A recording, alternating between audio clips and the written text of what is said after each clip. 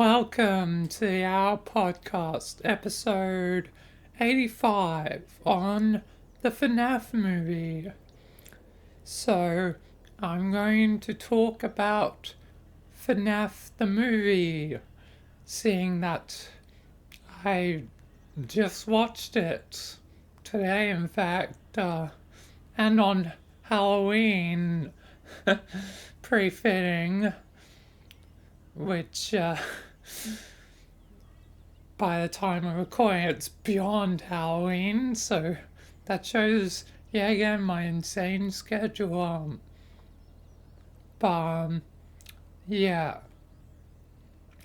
Um, uh, yeah, the FNAF movie, spoilers ahead, of course, uh, it was pretty good.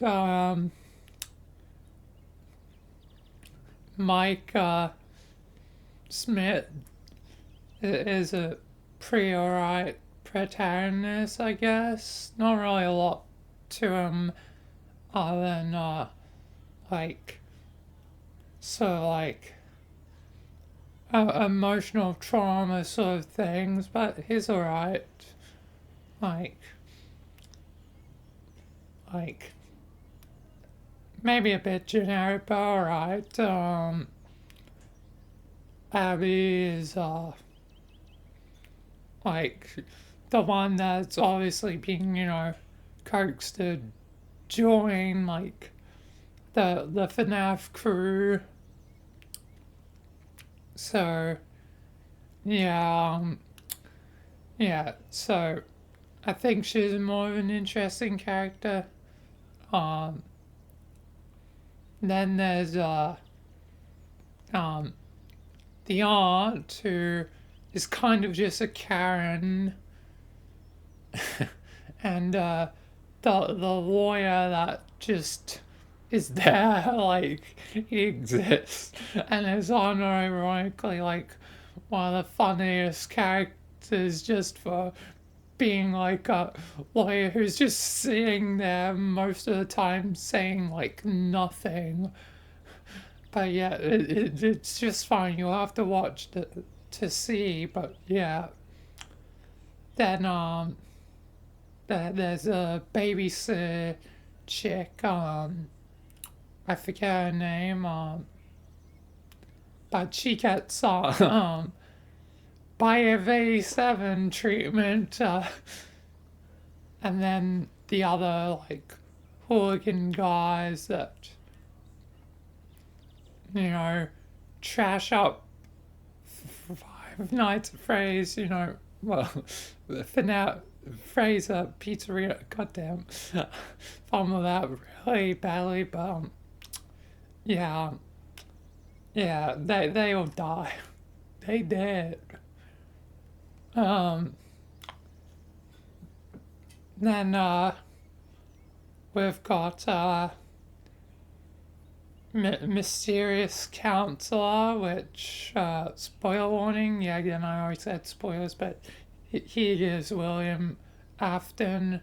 So yeah, and then there's Vanessa. Don't know why it's called Vanessa for the cop, seeing there's already another Vanessa, but apparently it's a trend of Scott Cawthon to name characters the same names over and over again. So apparently it's just a common thing according to like Matt Pat. So it probably was just one of those cases and doesn't actually really tie in too much to you know you know security breach. So yeah, yeah. So obviously there's the animatronics, children annoying them, the usual FNAF stuff. And obviously, mysterious council guy that rings you up on the phone and ends up being William Afton, of course. Like, like anyone that watched the trailer probably could be like, that's probably William Afton. So yeah, not exactly big spoilers. Yeah, Buzz. Uh, anyway, yeah, uh, yeah. So FNAF movie, like some of it was predictable, but some of it was new concepts like drawing up on the wall, having actual power over the animatronics. That was interesting. Um, and um, yeah, Vanessa also was William Afton's daughter, so that was interesting.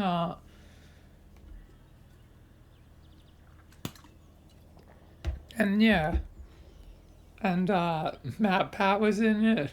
But hey, that's just a theory, a game.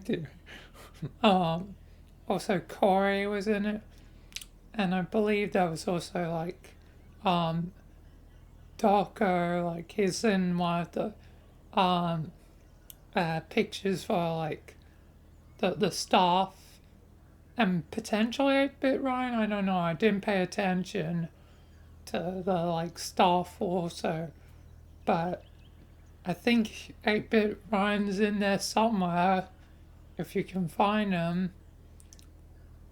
So yeah, but yeah, there's a lot to the movie, and definitely there'll be people probably combing through it, especially seeing like at like the end of the movie at the credits, end of credits. It's like it starts like slowly doing letters and it spells out "come find me" or something like that, and um, like it's so that's definitely theory bait. Also, another thing of the credits, living tombstone in the credits. Five Nights at Freddy's. Is this where you want to be? I just don't get it. Why would you want to stay? Five Nights at Freddy's. Best credits like ever. Like it was really good. But yeah, but yeah, definitely some interesting stuff to it. I wish there was a night more like the classic nights. I mean that it some of the earlier nights were kind of like that, but you know, in the movie, but um, towards the later like nights, it starts to Abby's band more happens. So um, yeah, but yeah, there's probably gonna be a sequel, and I'm not sure exactly what they may do with it, but they'll probably be, you know, Willie Afton in some way, probably Mike again, maybe, Abby as well, and probably Vanessa as long as she doesn't die in a hospital bed. Uh, yeah. Uh, yeah, it was a pretty decent movie, pretty fun movie. You know, for fans, excellent movie. For critics, they were rated very low, which isn't honestly a surprise because they'll probably be like, "Oh, it's a tear," and It's baby, it's not scary. Like, this is not a good movie. Blah, blah, blah. What would critics know? But yeah, pretty good movie. Like, like, I definitely like like, like, hints to, you know,